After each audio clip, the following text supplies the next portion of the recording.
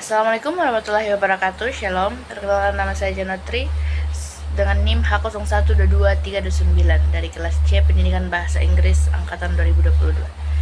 Oke, di sini saya akan memaparkan hasil output saya dari selama satu semester ini dari mata kuliah kurikulum Material and Development. Nah, yang pertama yaitu tentang kurikulum Merdeka.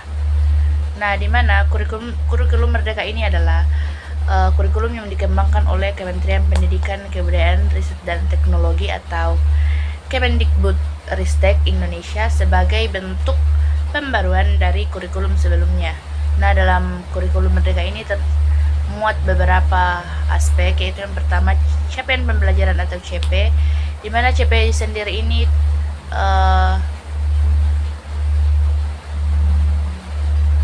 terdiri dari terdapat merupakan kompetensi yang diharapkan dicapai oleh peserta didik pada setiap fase. CP menggantikan istilah kompetensi inti dan kompetensi dasar dalam kurikulum sebelumnya, atau dalam CP ini dibagi menjadi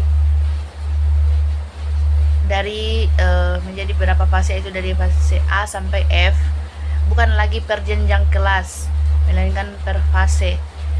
Jadi capaian pembelajaran ini lebih fleksibel dan berorientasi pada hasil belajar.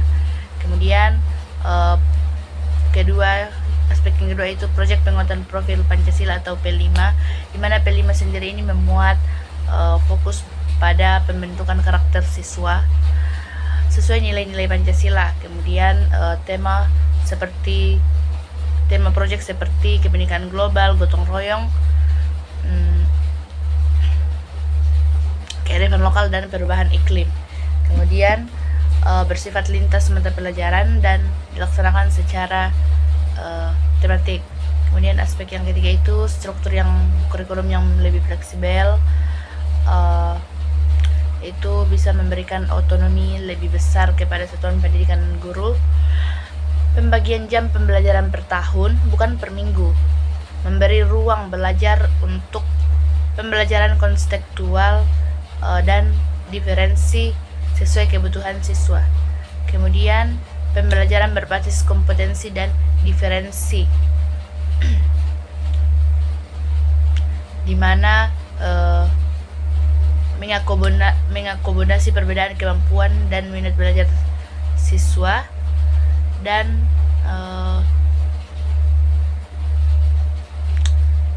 fokus pada kompetensi esensial dan pembelajaran mendalam. Kemudian guru berperan sebagai fasilitator, bukan hanya penyampai materi.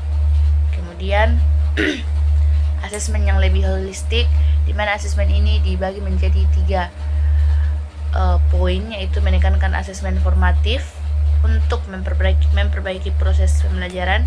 Kemudian asesmen diagnostik digunakan untuk memahami kebutuhan siswa. Kemudian asesmen sumatif yang tetap dilakukan namun tidak menjadi satu-satunya tolak ukur capaian pembelajaran. Kemudian pembelajaran intrakurikuler dan kurikuler.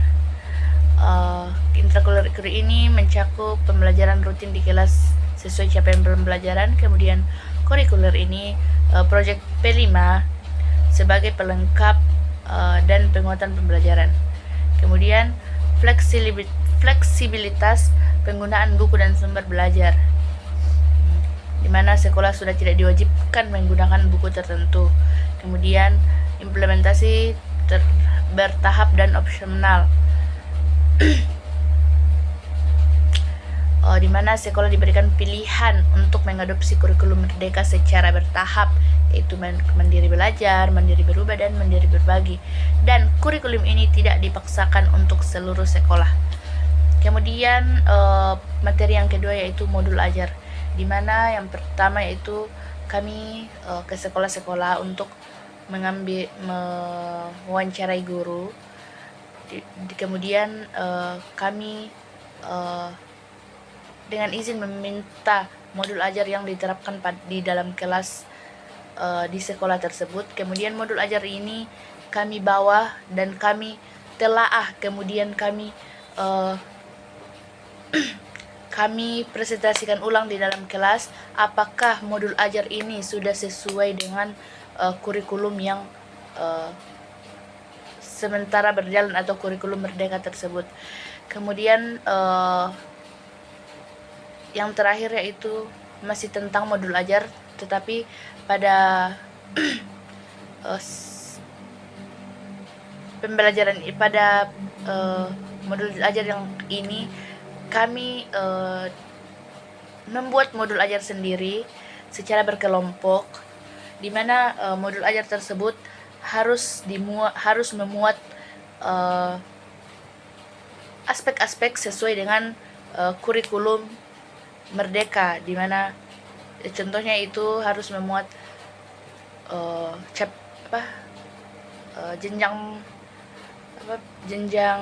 pembelajaran, capaian pembelajaran, P5 atau profil Pancasila, adapun kompetensi yang dilakukan dalam kelas, kemudian harus memuat asesmen, kemudian rubrik penilaian, kemudian jika ada ice breaking ditambahkan juga. Mungkin itu saja dari saya, kurang dan lebihnya mohon dimaafkan. Sekian dan terima kasih. Assalamualaikum warahmatullahi wabarakatuh. Shalom.